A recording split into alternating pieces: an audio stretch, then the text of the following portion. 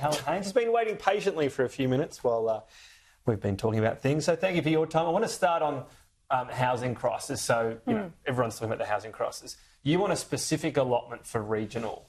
What does that mean? Because we know Labor's got its federal targets that you'd then say, well, proportionally, this is how many need to be regional within that, and that's sort of, you know, you have a separate regional target. Is that how it works? Yeah, that's part of it, Tom. So what I'm trying to do, and I've had a letter debate motion in the House this week about housing with a specific focus on rural, regional and remote. We've got a new housing minister.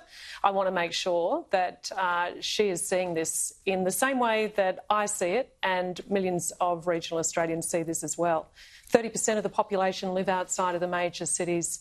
We know that right across Australia, 30% of all Australians are in mortgage stress, and we know that 3/4 of all renters are in rental stress.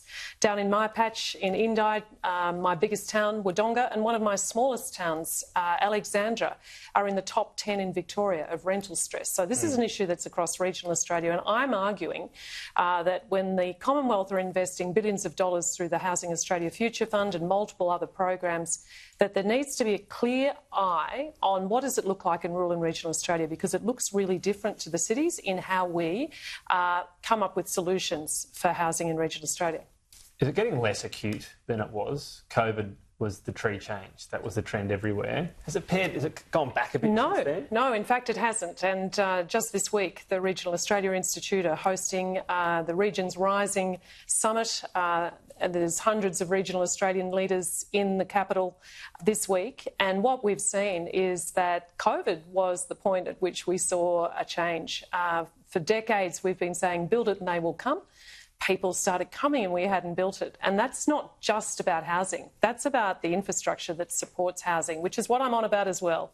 I want to see 30% of all federal funding coming out into the regions, targeted approaches to the regions. But I also want to see that the Housing Support Fund, which is about building the sewerage, the water connections, the pipes, the power, the poles, that there is a fair proportion of that coming out to rural and regional Australia as well. Because we know there are towns in the country that have simply run out of water, run out of sewage connection. We had a news poll during the week which indicated very strongly the possibility of a hung parliament. You must have turned your mind to that. Are you looking at, apart from what people can offer on a policy front in terms of confidence and supply, is it the number of seats or the primary vote that you'd look at in terms of who you'd offer confidence and supply, or how would you deal with it? Yeah, let's walk it back a bit. Andrew. Okay. So right now we're operating with the biggest crossbench that this federation has ever seen. And you've watched how the crossbench perform in the parliament. If you look at a consideration in detail debate, the detailed part of legislation debate, it's the crossbench that are in there negotiating with government and amending bills, in my opinion, for the better. I think that's what we would see if we had a minority government. When it comes to how that minority government's formed, well, of course, there's many things that anyone would look at in coming to a decision about who a person, whether that be an independent on the crossbench or multiple independents on the crossbench, might offer their confidence and supply to. And that could well be who has more of the seats than the other. There'd be lots of things I would be looking at, but I'd certainly be looking at what does any would-be government, what would they be saying about rural and regional Australia? What would they be saying about the policies that I know matter to the people that I represent and so many other Australians outside of the big cities?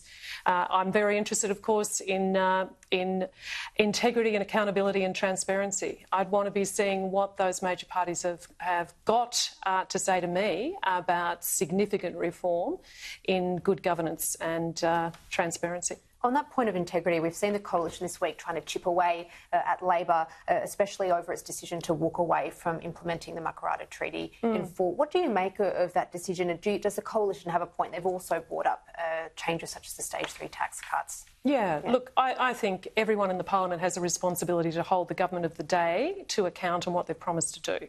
I think every parliamentarian, irrespective of what colour Guernsey they're wearing, has a responsibility to interrogate legislation and policy announcements from any government and say, hang on a minute, that's not what you said before, or hang on a minute, that's not clear. where that money's going and who's deciding how it's going and where it's going. So I see that as everyone's responsibility. Indeed, it is the opposition's responsibility to ask those questions about Makarrata. It is. On the seat of Indi, we know that you've really solidified your hold on that seat.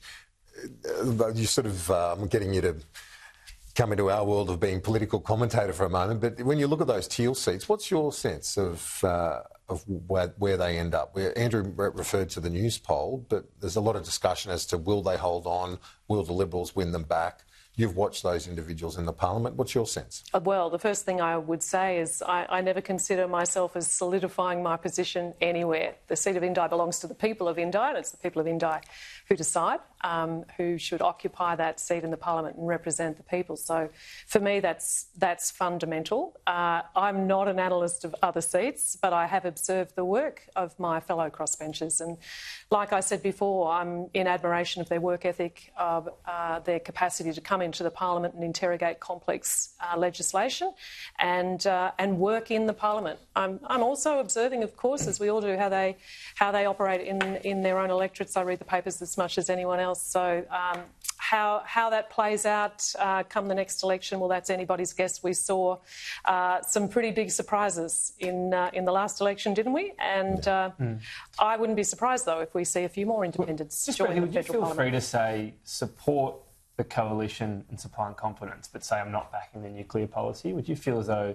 it's pretty crucial what the coalition's saying, but you could support them but say, but I'm not backing nuclear? Would you feel that option's Look, open? the thing that I think I need to make absolutely clear is every single piece of legislation is a decision that I would make. But I guess piece my by point is, piece. even something so crucial to what they're saying, you could still say, hey, you've got more members, you're the stability side, but I'm not backing nuclear. Oh, well, I would say that to either side on whatever policy they put towards me, whether it be nuclear or whether it be some other potential policy position. Every piece of legislation on its merits, as far as I'm concerned. Briefly, are you anti the nuclear policy? I never position myself as an anti on anything. I'll tell you what, though, what we have at the moment is that it is illegal to have nuclear power in this country. So that's a pretty major stumbling block, Andrew. And right now, the coalition's pathway to getting a majority in the House, let alone a majority in the Senate, you'd want to be, I hate to talk about gambling in this environment, but you'd want to be a